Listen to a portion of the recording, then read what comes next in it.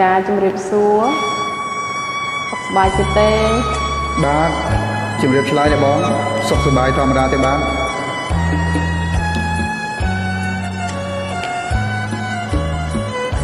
បុប្ផាល្អស្រស់សំភរឆើតឆាយរេកបងអួតកាយពេញក្នុងគង្គីចិត្តរៀនចង់បានតែចន្ទគ្រឹហ្វាមកថ្នមស្នេហាមិនអើយឃ្លាតឡើយអារម្មណ៍រៀងរៀងបញ្ជាងរៀងស្មាបុប្ផាពេញព្រៃគង់មិនកន្តើយរកចន្ទគ្រឹហ្វាមានគូទៅហើយអារម្មណ៍បងអើយភ្នែករៀងក្រោយគេបំលេញគ្រឹហ្វាវាស្នាដំរើឲ្យយើងបែកផ្លូវហើយណាប្រស្នា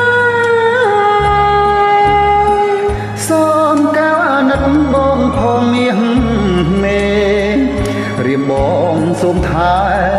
ចិត្តស្នេហ៍លោកគ្រាអោសានជឿចុះគ្រឹហ្វាបុប្ផាដួងចិត្តសូមកែវអាណិតបងណាកល្យាន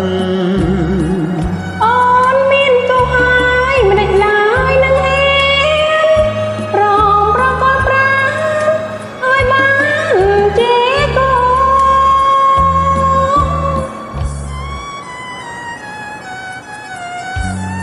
ចន្ទគ្រឹហ្វា